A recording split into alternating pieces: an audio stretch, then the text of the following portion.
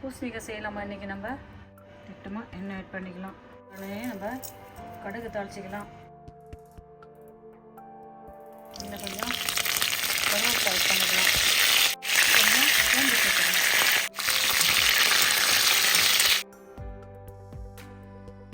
பேர் ஒரு 50 கிராம் அளவுக்கு நான் ஊற வச்சு சேர்த்துக்கிட்டேன். பொடியாக நறுக்கினேன் ஒரு வெங்காயம், ஒரு தக்காளி, ஒரு பச்சை மிளகாய் சேர்த்துக்கணும்.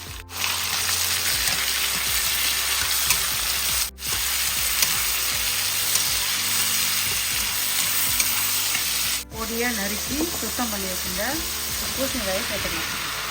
மஞ்சள் தூள் சேர்த்துக்கணும். சாம்பார் பொடி.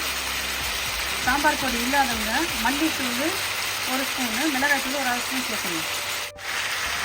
நான் வந்து தேங்காய் பால் எடுத்து வச்சுக்கிறேன். தேங்காய் பால் சேர்த்துக்கிறேன். இல்லை பால் கொஞ்சம் ஆட் பண்ணிக்கிறேன். அது கூட 1 கப் தண்ணி சேர்த்துக்கிறேன்.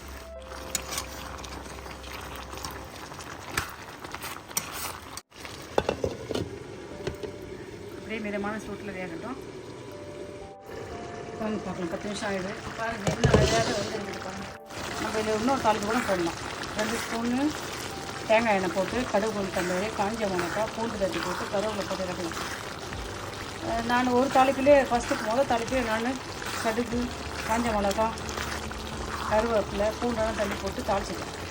உங்களுக்கு விருப்பமானால் நீங்கள் இன்னொரு முறை கூட தேங்காய் எண்ணெய் போட்டு தாளிக்கணும். இதிலே போதும்னு சொன்னால் அப்படியே விட்டுடுங்க. பாருங்கள் இது நல்லா இதிலே நம்மளுக்கு எல்லாமே திட்டமாக இருக்குது. கடலைப்பயிறு போட்டுக்கணும், தேங்காய் பால் ஊற்றிக்கணும், சாம்பார் பொடி 2 ஸ்பூன் போட்டுக்குவோம். நீங்கள் சாம்பார் பொடி 3 ஸ்பூன் கூட போட்டுக்கலாம். தேங்காய் கூட திருவி கூட போடலாம். நான் தேங்காய் பாலாக எடுத்து ஊற்றிட்டேன். பாருங்கள் எதுவும் காயெல்லாம் அப்படியே உடஞ்சி போகல. காயெல்லாம் உடஞ்சி போகல, நல்லா இருக்குது. இதான் நல்ல படம். நீங்கள் கூட வீட்டில் ஒரு முறை இப்படி ட்ரை பண்ணி பார்த்துட்டு சொல்லுங்கள். என்ன அழகான சுவையான சூப்பரான பூசணிக்காய் ரெடி ஆகிடும். பூசணிக்காய் நீங்கள் வீட்டில் ட்ரை பண்ணி பார்த்துட்டு சொல்லுங்கள்.